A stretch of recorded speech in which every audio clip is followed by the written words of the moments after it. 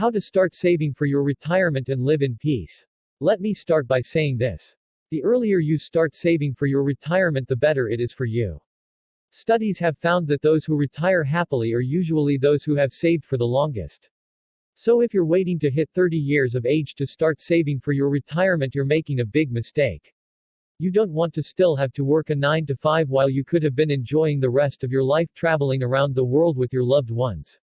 Unfortunately, that's the sad reality that so many people have to face. From this article, I'm going to tell you how to start saving for your retirement. You'll be so glad for having done so as you're reaching your retirement years. Investing is something everyone is supposed to think of when it comes to saving money. However, many people don't see it that way, they choose other routes to do so instead due to other beliefs. Which is also understandable. There are various ways through which you can invest your money, for example, stocks and bonds, certificate of deposit, CD, bank accounts, and much more. But if you're investing for your retirement, you can't go wrong with investing into some gold IRA companies. What's an IRA company, by the way? The acronym IRA stands for Individual Retirement Account. It gives us the ability to save for our retirement as we're also taking the advantage of the tax break. It's a very beneficial way for this purpose. Especially when you think of how much you could possibly have to pay in taxes. Investing in gold IRA has proven its ability to help investors balancing their portfolio. It's considered to be safer while its profitability strength is outstanding. Gold doesn't rely on any other factors for its value. For example, a company stock's price may have so many factors dictating it. But on the other hand, gold tends to be different. The best way to invest your money into gold IRA companies is through gold IRA rollover. This can be done through a 401k account, which may be the best way in trying to do yours. If you were to buy your gold directly, it'll cost you too much money in the process. After all the fees and taxes, your capital would be significantly decreased. However, the decision is yours to make. You can also open a gold IRA account without having to go through a 401k. This process usually takes 1 to 4 weeks after you've contacted the dealer. The most important decision you'll have to make is how you'd want to fund your account. Other than that, they'll be able to help you with the rest. Investing is very important if you want your money to grow with time. Investing and saving for your retirement is even more important as no one would want to spend his or her old age working. There are so many paths you can take to save for your retirement, for example, investing in a business, stocks, IRA, and much more. Since you're the only one who's in charge of choosing how you want to start saving for your retirement, it's very important that you pick the best one for yourself. Nonetheless, don't waste your time dwelling on which one to take. If you can't come to a final decision, take some sort of financial investment action now. Always remember this: the earlier you start saving for your retirement, the better it is for you. The journey to paying down your debt can be challenging in the best of times. It can be even more complicated when you're balancing the effects of a global recession. Many Americans are facing immediate financial uncertainty from losing their jobs or being underemployed. The economic repercussions of this pandemic recession will be felt for years to come. Although becoming debt-free might not be your top priority during this difficult phase, you should still take steps to maximize your money. The first on this list of debt consolidation tips is asking your creditors to lower your interest rates. Many borrowers don't realize they can contact their existing credit card providers at any time to request a lower interest rate.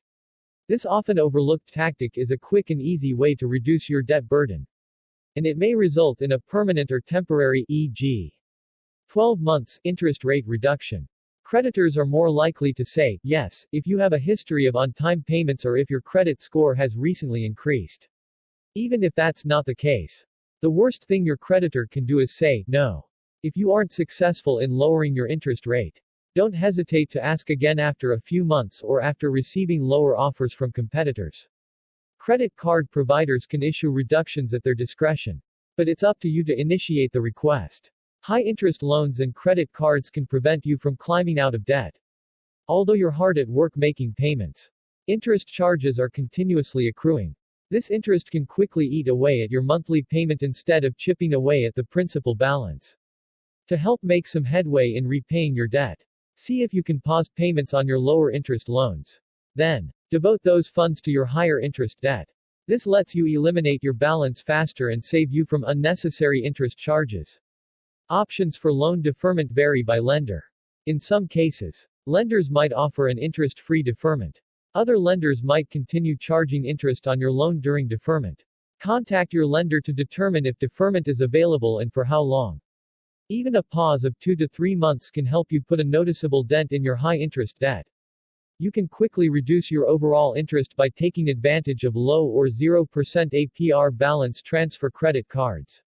By transferring your existing balance from a higher interest card, you can save money and pay down your balance quicker. A low interest rate or promotional offer, however, might come with an additional cost in the form of a balance transfer fee. For example, a creditor might offer 18 months of 0% APR when transferring a balance from another card. This perk typically comes with a 3-5% balance transfer fee that's calculated based on the transfer amount. In this scenario, you could tack on up to $300 to $500 in transfer fees if you transfer an existing $10,000 balance to a new card. You'll need to weigh your potential savings versus the transfer fee to determine if this is a good debt consolidation strategy. Additionally, your new card might have transfer limits or a short introductory period before a higher interest rate kicks in on any remaining balance. Be sure to read the fine print and stick to your repayment strategy, so it doesn't end up costing you more in the end. Whether it's your mortgage, student loans, auto, or other consumer debt, you might find a lower interest rate by refinancing your loan. Refinancing is one of the most helpful debt consolidation tips you should know. Refinancing replaces your existing loan with a new loan, usually with a lower interest rate or better terms. You might qualify for a better rate than when you originally took out the loan if your credit score has since improved or if consumer loan rates have dropped. Mortgage and student loan refinancing rates are at record lows since this pandemic began, which is a small silver lining in otherwise tragic health and economic crisis. The bottom line is if you can find a lower interest rate for any of your loans, take action. Remember, there might be associated refinancing fees or closing costs depending on the type of loan and lender. In some cases, you can benefit from modifying an existing loan instead of refinancing it into a new loan, particularly if you need immediate relief due to financial hardship. Depending on the type of loan, the refinancing process can take months, as is the case with some mortgage refinancing options. Loan modifications, however, can be processed in a short period. Loan modification can make your payment more manageable by reducing your interest rate or lowering your monthly payment. It can also extend your loan terms, which typically costs you more money in the long run. Contact your lender to explore loan modification opportunities. Always make sure you fully understand the terms and structure of your modified loan before moving forward. If you have high interest debt, you may be able to consolidate multiple balances into one low interest loan. This can save you on interest fees, but it can also streamline your payments into one due date, which can prevent missed or late payments. It's best to grab quotes from at least 3 lenders anytime you're consolidating or refinancing your debt. By comparing multiple offers, you're getting the best current rate since lenders are competing for your business. I recommend shopping around for all types of loans, especially for better student loan rates. Student loan debt, totaling more than $1.64 trillion in both federal and private student loans, surpasses all other forms of debt in the U.S., apart from housing debt. Because of this, there are plenty of opportunities to refinance or consolidate your student loans. If you already have private student loans, you should be shopping around for better interest rates at least once per year. Lowering your interest rate is the priority.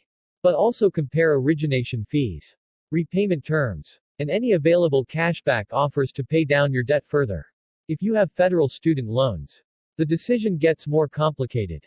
Depending on your financial situation and career goals, it might be more advantageous to keep your existing federal student loans due to their various protections, e.g., deferment and forbearance, flexible income-driven repayment plans, and available forgiveness programs. Before consolidating a large amount of debt, take steps to improve your credit score. The higher your credit score, the better interest rates you'll be offered.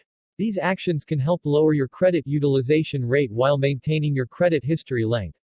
Both are important factors in determining your credit score. Another often overlooked debt consolidation tip is canceling small credit cards. If you use a debt management program or a debt consolidation loan, you might be required to close certain credit card accounts as part of the agreement. This gives the lender more confidence that you won't run up new balances and increases the likelihood that you'll repay the debt. Even if you choose a different method of consolidation, it's a good idea to cancel your smaller or newer credit cards by choice, or cut them up, to discourage you from using them. With endless opportunities to borrow money, payments can slip through the cracks. Check your credit report periodically to ensure you haven't forgotten about a small loan or debt. For example, you may find that a medical bill has been sent to collections without ever physically receiving a notice because it was sent to a previous or incorrect address. Perhaps you simply forgot about a loan that has an old email on file. You could be in default without realizing it. You're entitled to one free copy of your credit report from each of the major credit reporting companies, Equifax, Experian, and TransUnion, every 12 months. By keeping an eye on your credit report, you can head off any surprises and actively resolve any financial issues that arise. An often overlooked debt consolidation tip is signing up for a budget tracking service. It's easy to become detached from your money when you're swiping your credit card instead of paying with cash. This psychological separation leads to overspending and more debt. Free and paid budgeting tools can help you reconnect with your finances and keep you accountable along your journey. Platforms like Mint or You Need a Budget (YNAB) can help track your expenses and give you a big picture view of your finances. There are many free and paid budgeting tools out there. So find one that matches your financial needs and goals. Although these debt consolidation tips can help you save on interest and streamline your debt payoff strategy, it's only one piece of the financial puzzle. If you're spending more than you're earning, you'll continue to get trapped in the debt cycle. Start by setting a realistic budget, which might include significant lifestyle changes. You might need to trim down some of your expenses or find a way to bring in additional income. By relying less on credit to make ends meet, you'll reduce the likelihood of repeating the debt cycle. Text source: lifehack.org.